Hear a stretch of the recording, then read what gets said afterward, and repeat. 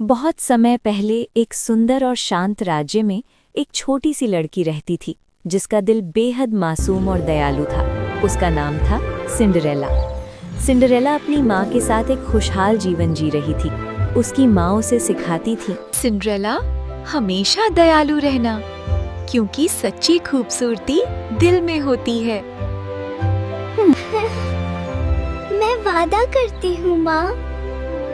Cinderella की माँ ने उसे प्यार, सच्चाई और धैर्य सिखाया, लेकिन किस्मत को कुछ और ही मंजूर था।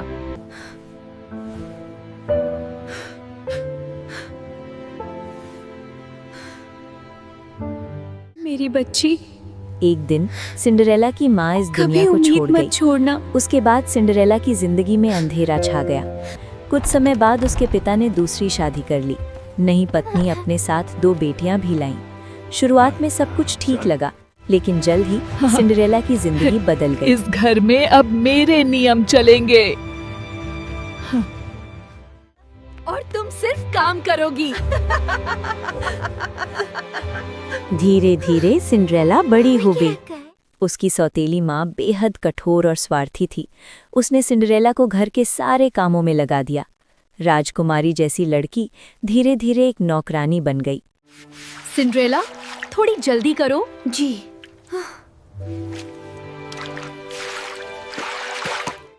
सिंड्रेला दिन रात काम करती, झाड़ू लगाती, कपड़े धोती और राख से सना चेहरा लेकर चुपचाप सब कुछ सहती रहती। वो शिकायत नहीं करती थी, वो रोती नहीं थी, बस अपने दिल में एक उम्मीद जिंदा रखती थी। रात को जब सब सो जाते, सिंड्रेला खिड़की से आसमान के तारे देखती और मन ही मन सपने बुनती। मेरी जिंदगी भी बदल पाती। उसे विश्वास था कि एक दिन उसकी जिंदगी भी बदलेगी।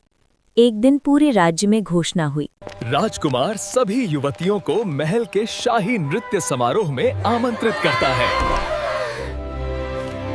राजकुमार ने शाही नृत्य समारोह का आयोजन किया था। राज्य की हर युवती को महल में बुलाया गया। सौतेली बहनें खुशी से उछल पड़ी। मैं सबसे सुंदर लगूंगी। और तुम घर साफ करोगी। क्या मैं भी? नहीं। लेकिन सिंड्रेला को जाने की अनुमति नहीं मिली। उसे घर पर अकेला छोड़ दिया गया। जब सब चले गए, सिंड्रेला टूट कर रो पड़ी। मैं बस एक रात खुश रहना चाहती हूँ। तभी एक सुनहरी रोशनी फैल गई और एक फेरी गॉड मदर उसके सामने प्रकट हुई। फेरी गॉड मदर ने सिंड्रेला को समझाया, रो मत बच्ची, तुम्हारा दिल सच्चा है। आप कौन हैं? मैं तुम्हारी फेरी गॉड मदर हूँ।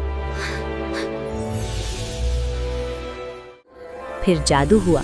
कद्दू एक शानदार गाड़ी बन गया। फटे कपड़े एक सुंदर पोशाक में बदल गए और सिंड्रेला के पैरों में चमकती हुई कांच की जूतियां आ गई। याद रखना, रात 12 बजे जादू खत्म हो जाएगा। धन्यवाद।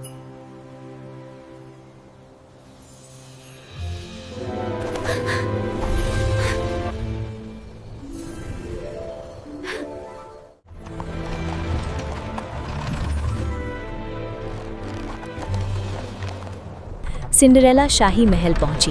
पूरा महल रोशनी और संगीत से जगमगा रहा था। राजकुमार की नज़र सिंड्रेला पर पड़ी और वो उसे पहली ही नज़र में पसंद आ गई। क्या मैं ये नृत्य आपके साथ कर सकता हूँ? जी। दोनों ने साथ नृत्य किया। वक्त जैसे थम सा गया।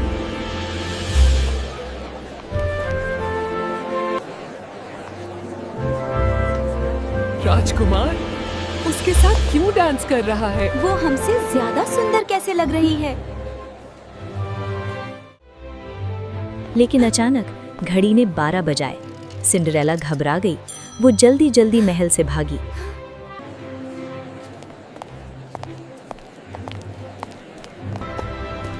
रुको, कहाँ जा रही हो? मुझे जाना होगा। भागते समय उसकी एक कांच की जूती सीढ़ियों पर छूट गई। राजकुमार ने जूती उठाई और ठान लिया कि वो उसी लड़की को ढूंढेगा। मैं तुम्हें ढूंढ लूंगा। अगले दिन राजकुमार पूरे राज्य में कांच की जूती लेकर पहुंचा।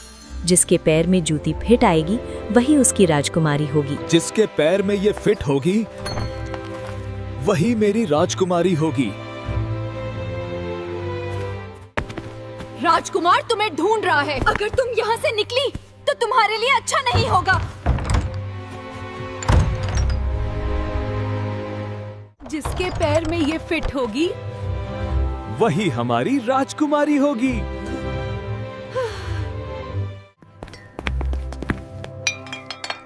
ये मेरे फिट क्यों नहीं आ रही? रुको, ये जूती मेरी है। ये झूठ बोल रही है। ये तो नौकरानी है घर की।